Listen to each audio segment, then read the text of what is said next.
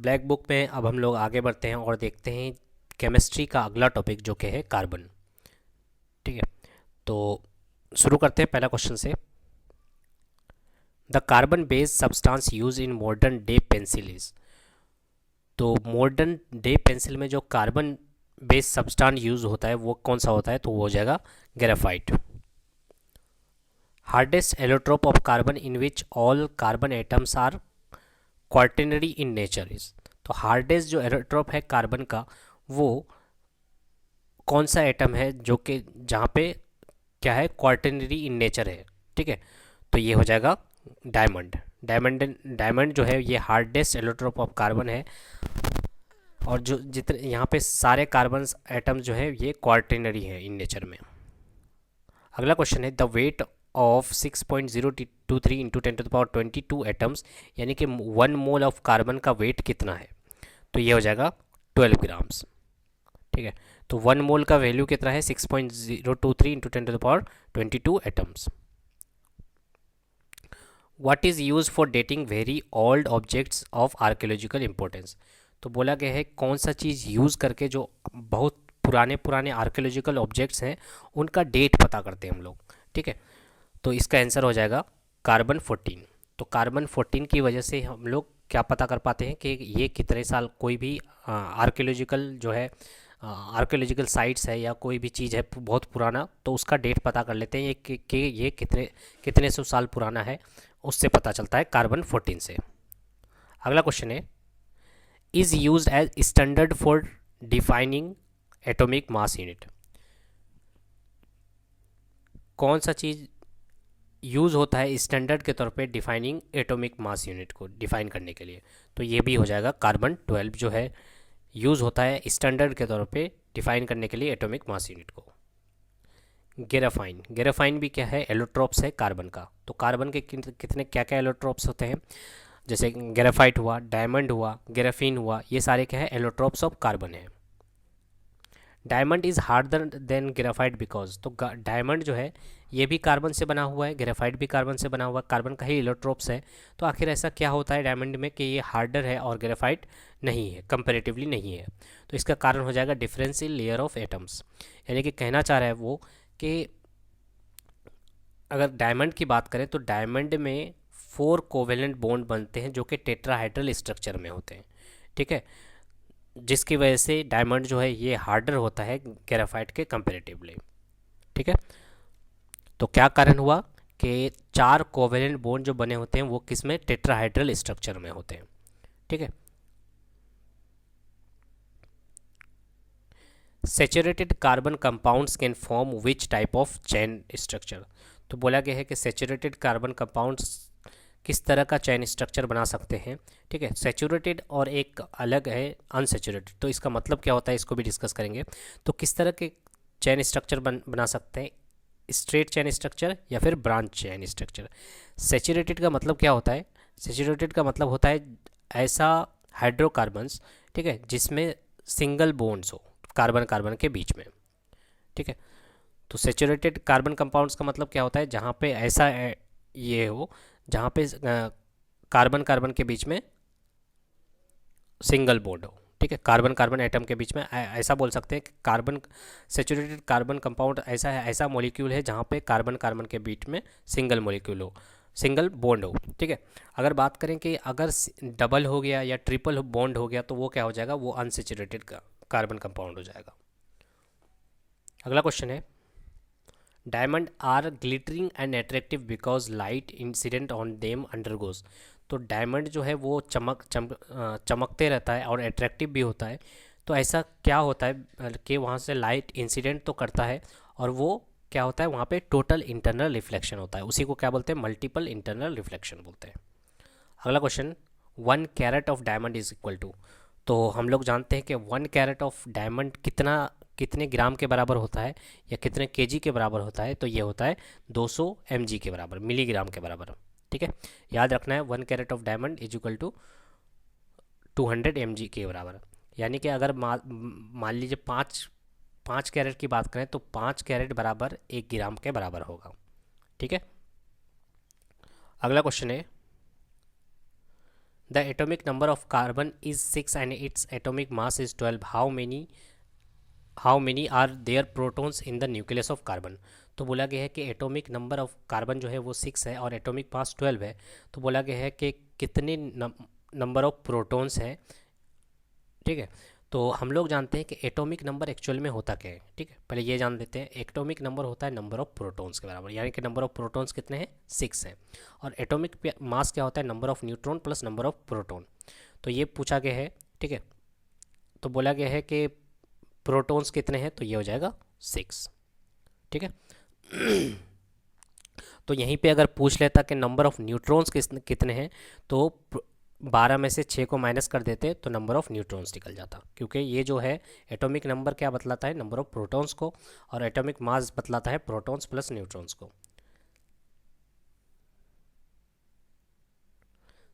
Buckminster Florence is an allotropes of. तो ये जो है एलोट्रोप्स किसका है, तो इसका आंसर भी हो जाएगा कार्बन, ठीक है। इसमें क्या होता है, contain 60 carbon atom joint in spherical structure, ठीक है। तो ये ज़्यादा वो इंपॉर्टेंट नहीं है, बस इतना याद रखना है कि ये जो एलोट्रोप्स है ये किसका है, कार्बन का है। अगला क्वेश्चन है, what is use in making smoke bomb. Smoke bomb बनाने में क्या यूज़ होता है, तो स्मोक बॉम्ब का मतलब ये होता है कि इस तरह का बॉम्ब जिसमें सिर्फ धुआं ही निकल रहा है, ठीक है। स्मोक का मतलब ही धुआं होता है, तो स्मोक बॉम्ब मतलब क्या होता है, किससे बनता है, वो कार्बन से ही बनता है। Which is used as a lubricant in heavy machines. तो हेवी मशीन्स में लुब्रिकेंट के तौर पे कौन यूज़ होता है, तो इसका आंसर भी हो जाएगा graphite. Is a good conductor of electricity. कौन ऐसा है जो कि गुड कंडक्टर ऑफ इलेक्ट्रिसिटी है, तो ये हो जाएगा ग्रेफाइट। ग्रेफाइट नॉन मेटल होने के बावजूद ये क्या है, गुड कंडक्टर ऑफ इलेक्ट्रिसिटी है, ठीक है। तो पूछा जाता है कि एक ऐसे नॉन मेटल का नाम बताइए जो कि इलेक्ट्रिसिटी कंडक्ट करता है, तो ये हो जाएगा ग्रेफाइट, ठीक है। हम लोग जनरली जानते हैं कि मेटल्स जो है वो इलेक्ट्रिसिटी कंडक्ट करता है, लेकिन ग्रेफाइट है जो कि नॉन मेटल होते हुए इलेक्ट्रिसिटी कंडक्ट करता है। अब बोला गया है कि which statement is are correct, कौन सा स्टेटमेंट है जो कि करेक्ट है, तो इसका आंसर हो जाएगा carbon compound having double or triple bonds are called unsaturated compounds. तो थोड़ी देर पहले ही बात की, ऐसे कंपाउंड जहाँ पे डबल और ट्रिपल बॉन्ड्स हो उसको अनसैचुरेटेड बोलेंगे, अगर सिंगल बॉन्ड होता तो उसको सैचुरेटेड बोलेंगे। Is not an allotropes of carbon. बोला गया है कि कौन है जो कि एलोट्रोप्स कार्बन का नहीं है, तो हम लोग पहले ही देख चुके हैं क्या क्या है, हाँ, ठीक है। तो इसमें मीथेन जो होगा वो एलोट्रोप्स नहीं है कार्बन का। जैसे बात करें हम लोग, ग्रेफाइट है, डायमंड है, ठीक है, ये सारे क्या हैं, एलोट्रोप्स हैं कार्बन के, बट मीथेन जो है वो नहीं है, ठीक है। अगला क्वेश्चन है, डायमंड है, ग्रेफाइट है, फ्लोरेंस है, ये एलोट्रोप्स है कार्बन के। Gives hardness to stainless steel. तो कौन ऐसा चीज़ है जो कि हार्डनेस देता है स्टेनलेस स्टील को, तो इसका आंसर भी हो जाएगा कार्बन। अच्छा, स्टेनलेस स्टील किस किस चीज़ से मिलकर के बना होता है, किस चीज़ का एलॉय होता है, तो ये हो जाएगा आयरन, क्रोमियम, निकिल और कार्बन। ये चारों मिलकर के क्या बनाता है, स्टेनलेस स्टील बनता है, ठीक है। याद रखना है कि स्टेनलेस स्टील का कंस्टिट्यूएंट क्या है या कंपोनेंट्स क्या क्या है, तो आयरन, क्रोमियम, निकिल और कार्बन। अगला क्वेश्चन है, the natural resources known as black gold is. तो ऐसा कौन सा नेचुरल रिसोर्स है जिसको ब्लैक गोल्ड कहा जाता है, तो इसका आंसर हो जाएगा कोयला। ऑर्गेनिक कंपाउंड और कंपाउंड ऑफ द एलिमेंट। तो ऑर्गेनिक कंपाउंड किस तरह का कंपाउंड है जिसमें क्या होता है, कार्बन्स पाए जाते हैं, ठीक है। बहुत सारे बुक में कार्बन्स भी लिखा हुआ है, बहुत सारे साइंटिस्ट बोलते हैं जिसमें कार्बन और हाइड्रोजन दोनों होना चाहिए, ठीक है। तो डिपेंड करता है ऑप्शंस के अकॉर्डिंग, ऑप्शंस में क्या दिया हुआ है, कार्बन दिया हुआ है, हाइड्रोजन दिया हुआ है, ठीक है। बहुत सारे ऐसे भी कंपाउंड होते हैं जिसमें अगर हाइड्रोजन नहीं है, सिर्फ कार्बन है, तो उसको ऑर्गेनिक नहीं बोला जाता है, ठीक है। तो याद रखिएगा, अगर ऑर्गेनिक कंपाउंड बनना है तो कार्बन भी होना चाहिए और हाइड्रोजन भी होना चाहिए। अब डिपेंड करता है कि ऑप्शंस में क्या किस तरह का दिया है, ठीक है। अगला क्वेश्चन है, chemical formula of is C. तो कौन चीज़ का जो केमिकल फार्मूला है वो सिर्फ सी है, तो इसका आंसर हो जाएगा डायमंड का जो केमिकल फार्मूला है वो सिर्फ सी है। What form of carbon is used in pencil. तो किस तरह का कार्बन यूज होता है, हम लोग जानते हैं ग्रेफाइट क्या है, कार्बन का एलोट्रोप्स है। The 3 carbon molecules broken down from 6 carbon molecule. तो बोला गया है कि 6 कार्बन मॉलिक्यूल्स जो ग्लाइकोलाइसिस प्रोसेस है उसके द्वारा 3 कार्बन मॉलिक्यूल बनता है। The first step in the process of nutrition in all organism is called. तो इस फर्स्ट स्टेप के प्रोसेस को क्या बोला जाता है? इसको बोला जाता है pyruvate. Petroleum consist of mixture of, तो पेट्रोलियम जो होता है ये किस चीज़ का मिक्सचर है? तो ये हो जाएगा हाइड्रोकार्बन्स का।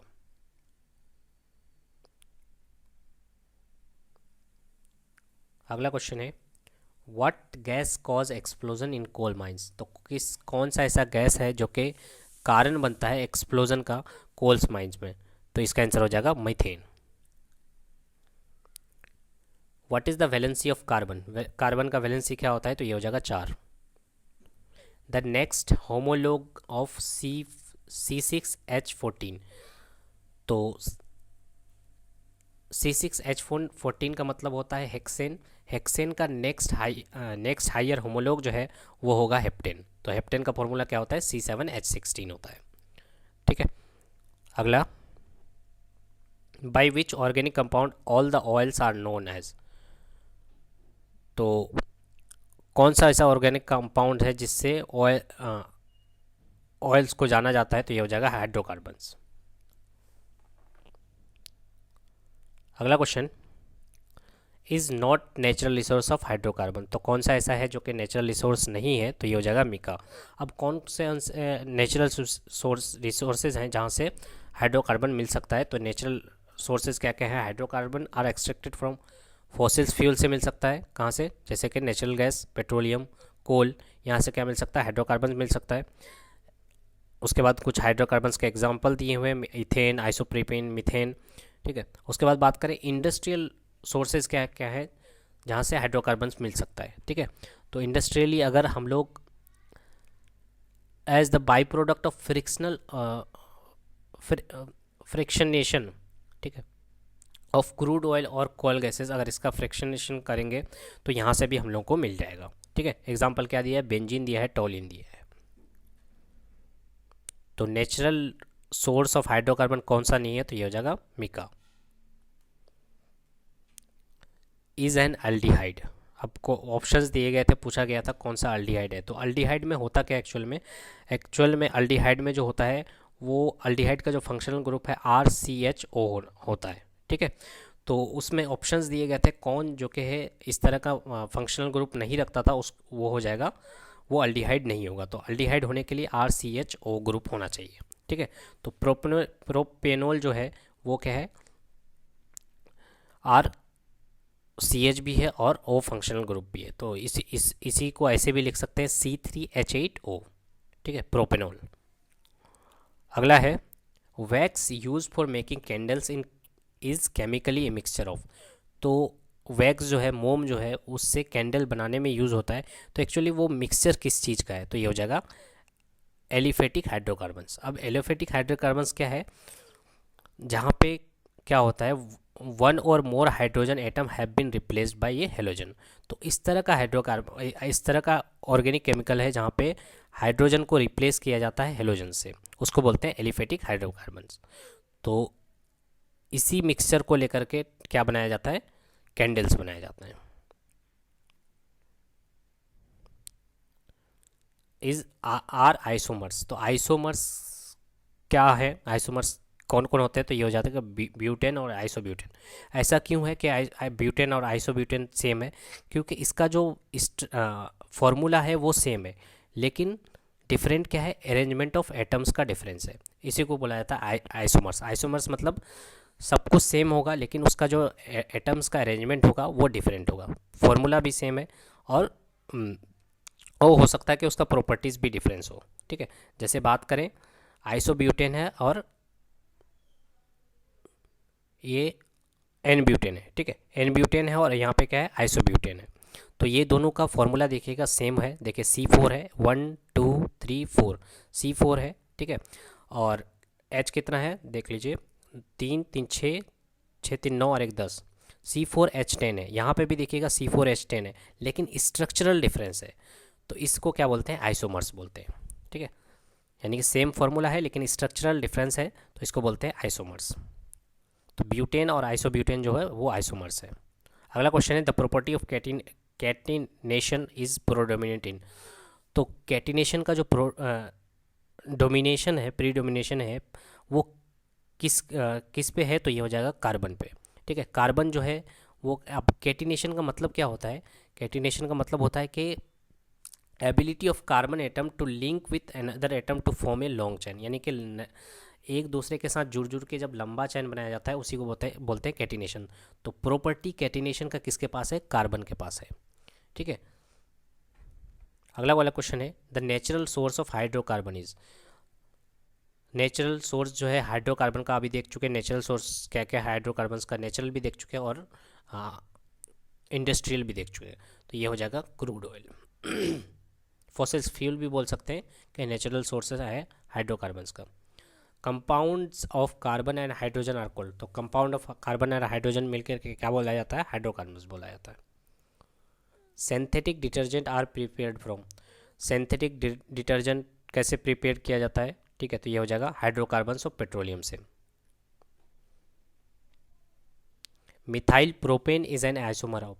तो फिर से आइसोमर पूछ लिया गया है। आइसोमर मतलब जो देखने में सेम दिखता हो लेकिन फॉर्मूला सेम हो लेकिन स्ट्रक्चर डिफरेंस हो। ठीक है, तो मिथाइल प्रोपेन में देखिए, प्रोपेन मतलब 3 कार्बन होता है और मिथाइल मतलब 1 कार्बन, यानी कि टोटल 4 कार्बन होंगे। ठीक है, तो ये किसका हो जाएगा? एन ब्यूटेन का हो जाएगा आइसोमर। ब्यूटेन में भी कितने होते हैं? 4 कार्बन होते हैं। ठीक है, तो दोनों फॉर्मूला तो सेम होगा लेकिन स्ट्रक्चर दोनों का अलग अलग होगा। PET is very familiar form of, it is use for making bottles. PET जो है ये फेमिलियर फॉर्म है किसका, और ये यूज़ होता है बोटल्स बनाने में। तो इसका आंसर हो जाएगा पॉलिएस्टर का। ठीक है, पॉलिएस्टर। अब PET का मतलब क्या होता है? तो PET जो है एक फेमिलियर फॉर्म है पॉलिएस्टर का और ये बोतल बनाने में यूज़ होता है। PET का मतलब होता है पॉली इथाइलिन टेरेथेप्थलीन। ठीक है, टेरेथेप्थलीन टेरेप्थलेट, पॉली इथाइलिन टेरेप्थलेट। अगला क्वेश्चन है चारकोल। चारकोल जिसको एक्टिवेटेड कार्बन भी बोलते हैं, is used in water treatment as a. तो एक्टिवेटेड कार्बन बोलिए या चारकोल बोलिए, पहले एडवर्टाइज भी आता था कि चारकोल फेस क्रीम जो आ रहा था वो चारकोल एक्टिवेटेड कार्बन था या चारकोल था। ठीक है, वो सुने होंगे। तो ऐसा क्यों होता है कि इसको यूज़ किया जाता है वाटर ट्रीटमेंट में? तो ये एड्जॉर्बेंट की तरह बिहेव करता है, इसलिए यूज़ किया जाता है वाटर ट्रीटमेंट में। एक्चुअली कारण क्या है? Activated charcoal has been use as water filtering. Water filtering के तौर पे क्यों यूज़ होता था? क्योंकि it is widely use for removal of contaminate in water due to its high capacity of adsorbent. तो ये जितना भी कॉन्टेमिनेंट वाटर में होता था ये क्या कर लेता? एड्जॉर्ब कर लेता था उस चीज़ को, जिसकी वजह से इसको एक्टिवेटेड कार्बन को यूज़ किया जाता था वाटर ट्रीटमेंट के तौर पे। ठीक है, अगला क्वेश्चन है, name the element that must be present in compound to classify it is organic or organic compound. तो ऐसा कौन सा एलिमेंट है जिसका प्रेजेंट होना ज़रूरी है अगर बताना है कि ये ऑर्गेनिक कंपाउंड है? तो इसका आंसर हो जाएगा कार्बन तो है ही। ठीक है, बहुत सारे साइंटिस्ट लोगों ने बोला है कि हाइड्रोजन का भी होना ज़रूरी है, क्योंकि कुछ कार्बन ऐसे भी होते हैं जहाँ पे, कुछ कंपाउंड ऐसे भी होते हैं जहाँ पे कार्बन तो प्रेजेंट होता है लेकिन वो इनऑर्गेनिक है। तो कुछ ने कहा था कि कम से कम 1 कार्बन तो होना ही चाहिए और कुछ ने कहा कि हाइड्रोजन भी होना चाहिए। ठीक है, तो वो डिपेंड करता है कि ऑप्शंस क्या दिए हुए हैं, ऑप्शंस के अकॉर्डिंग आपको आंसर करना है। ठीक है, तो अगर सिर्फ कार्बन भी दिया हुआ है तो भी कर दीजिएगा, या कार्बन और हाइड्रोजन रहे तो भी कर दीजिएगा। ठीक है, अगला क्वेश्चन है, is amongst the few carbon containing compound not classified as organic. तो बोला गया है कि कार्बन तो कौन सा ऐसा कंपाउंड है जिसमें कार्बन तो है लेकिन ऑर्गेनिक नहीं है। इसका मतलब क्या हुआ कि कुछ कार्बन कंटेनिंग कंपाउंड तो है लेकिन ऑर्गेनिक नहीं है। तो इसका आंसर हो जाएगा, जैसे साइनाइड है, साइनाइड में कार्बन तो है लेकिन यहाँ पे हाइड्रोजन भी नहीं है। ठीक है, कार्बाइड है, तो कार्बाइड कैल्शियम कार्बाइड की बात करें CaC2, कार्बन तो है लेकिन नहीं होता है ये। उसके बाद कार्बोनेट है, बात करें कैल्शियम कार्बोनेट की, तो ये भी नहीं है। कार्बन डाइऑक्साइड भी नहीं है ऑर्गेनिक। तो ये सारे क्या हो जाते हैं? ये सारे कार्बन कंटेनिंग कंपाउंड्स हैं लेकिन फिर भी ऑर्गेनिक की तरह क्लासिफाइड नहीं होते हैं। ठीक है, तो यहाँ से भी ये भी डिफाइन कर सकते हैं कि कार्बन भी होना चाहिए और हाइड्रोजन भी होना चाहिए। ठीक है, तो डिपेंड करता है ऑप्शंस पे। Chemistry of carbon compound is known as. तो कार्बन कंपाउंड का जो केमिस्ट्री उसको क्या बोला जाता है? तो बोला जाता है ऑर्गेनिक केमिस्ट्री। ठीक है। तो हम लोग बोले कि कार्बन रहेगा तो ऑर्गेनिक कंपाउंड बोलेंगे, तो केमिस्ट्री को क्या बोलेंगे, ऑर्गेनिक केमिस्ट्री। अगला क्वेश्चन है, is not an unsaturated carbon compound. तो कौन सा ऐसा है जो कि अनसेचुरेटेड कार्बन कंपाउंड नहीं है। तो अनसेचुरेटेड का मतलब क्या हो गया कि जिसमें डबल बॉन्ड हो, ट्रिपल बॉन्ड हो। अब नॉट बोल दिया है तो जिसमें सिंगल बॉन्ड हो वो होगा not unsaturated.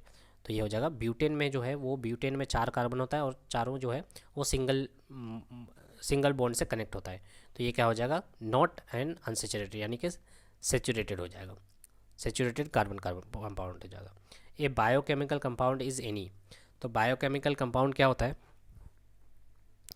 Carbon based compound found in living things. तो बायोकेमिकल कंपाउंड ऐसा कंपाउंड है जो कि कार्बन बेस्ड कंपाउंड है और लिविंग थिंग्स में पाया जाता है, उसको बोलते हैं biochemical compounds. Benzene can not undergoes. तो benzene can not undergoes, benzene को किस तरह का प्रोसेस से नहीं गुजार सकते हैं, तो ये हो जाएगा एलिमिनेशन। क्योंकि बेंजीन जो है ना वो बेंजीन एक अपने आप में ही बहुत स्टेबल चीज़ है, ठीक है। तो बेंजीन ना तो एलिमिनेशन होता है, एलिमिनेशन हो सकता है और ना ही एडिशन होता है। तो बहुत जगह ऑप्शंस में अगर एडिशन भी रहेगा तो एडिशन भी मार सकते हैं, लेकिन अगर दोनों रह जाए तो एलिमिनेशन मार दीजिएगा, ठीक है। क्योंकि बेंजीन खुद में ही स्टेबल है, तो स्टेबल से अनस्टेबल की तरफ वो क्यों बढ़ना चाहेगा। Is an organic gas. तो बोला गया है कि कौन सा ऑर्गेनिक गैस है, तो ये हो जाएगा इथाइलिन डाइक्लोराइड। क्योंकि इसमें क्या है, इसमें कार्बन भी है और हाइड्रोजन भी है, ठीक है। तो C2H4Cl2 ये क्या होता है, इथाइलिन डाइक्लोराइड। 2 कार्बन है मतलब इथ है, इथाइलिन है, ठीक है। तो ये क्या हो जाएगा, ऑर्गेनिक गैस हो जाएगा। Heating of ore below its melting point in the absence of air is known as. तो हीटिंग किसी भी और का हीट करना लेकिन इसके मेल्टिंग पॉइंट से कम में ही है, या और किस में एब्सेंस ऑफ एयर हो या फिर लिमिटेड एयर हो, उसको क्या बोला जाता है, उसको बोला जाता है कैल्सिनेशन। तो कैल्सिनेशन एक ऐसा प्रोसेस है जिसमें और को हीट किया जाता है below its melting point in the absence of air या फिर लिमिटेड एयर, तो इसी को बोलते हैं calcination. Organic compound nitrogen is estimated by. Organic compound में नाइट्रोजन का एस्टिमेशन कैसे होता है, तो ये हो जाएगा डुमास मेथड से। अगला क्वेश्चन है, choose the incorrect statement pertaining to organic compound. तो बोला गया है कि इनकरेक्ट स्टेटमेंट बताना है ऑर्गेनिक कंपाउंड से रिलेटेड। तो ये क्या हो जाएगा, they are not easily combustible. यानी कि इनऑर्गेनिक के बाद ऑर्गेनिक कंपाउंड्स के बात किया है लेकिन इनकरेक्ट पूछा है। तो होता क्या है, ऑर्गेनिक कंपाउंड जो होता है वो कंबस्टेबल होता है बाय नेचर, ठीक है। ऑर्गेनिक कंपाउंड कंबस्टेबल होता है, याद रखना है।